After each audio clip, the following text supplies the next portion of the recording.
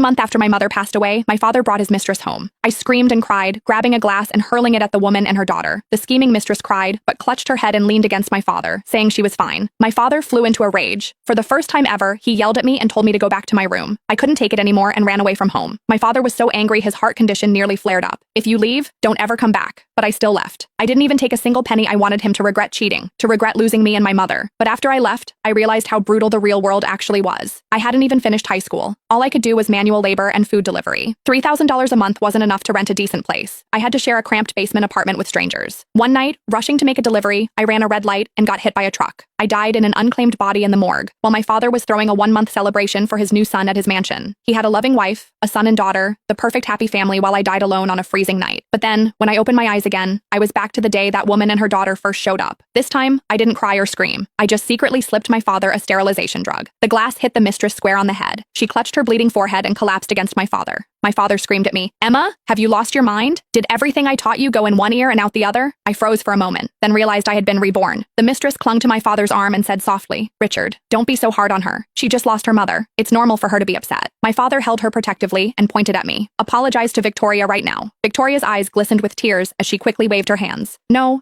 it's fine. I know Emma looks down on someone like me. Please don't fight because of me. I'll just leave." She turned and started dragging her suitcase toward the door. But then her daughter, Megan, suddenly burst into tears. "Mom, didn't you already give up our apartment? Are we going to be homeless again?" My father, who had been hesitating about whether to let them stay, suddenly made up his mind. He pointed to the master bedroom. "Stay. Victoria, from now on, you're the lady of this house." Then he pointed at me. "Emma, go to your room and think about what you've done." The mother and daughter kept their heads down, sobbing, but I could see the triumph hidden in their eyes. Scheming bitches. She knew exactly what she was getting into when she became his mistress. My mother wasn't even cold in her grave, and here they were, moving in. I didn't know what kind of act she was putting on. I clenched my fists, wanting to throw another glass. But when I looked up, my father's face was already red with fury. In my previous life, my pride couldn't handle my father yelling at me. I stormed out without taking anything, and all my jewelry and designer bags ended up with Megan. In the end, I died getting hit by a truck over a $3 delivery tip. A miserable death. This time, I would not make the same mistake. I relaxed my grip and pinched my thigh hard, forcing tears to well up in my eyes. "Dad, are you abandoning me?" My father, who had been furious just moments ago, paused. His tone softened slightly. "What nonsense are you talking about? You're my only daughter. How could I ever abandon you?" I pouted and pointed at Megan. "What about her? Isn't she here to be your daughter? Isn't she moving into our home?" My father said without thinking, "She's Victoria's daughter. If you don't like it, she can just call me Uncle Richard instead." Seeing their chance at the mansion slipping away, Victoria and Megan's faces stiffened. Megan put on her most pitiful expression. "Uncle Richard, does Emma not like me?" Victoria immediately jumped in. "Richard, are we making things difficult for you by being here? If Emma really doesn't want us, I won't force it. As long as I can be with you, anywhere is home." My father was instantly moved by this heartfelt declaration. He took a deep breath. "Emma, from now on, Victoria is like your mother, and Megan is like your sister. You need to treat them well."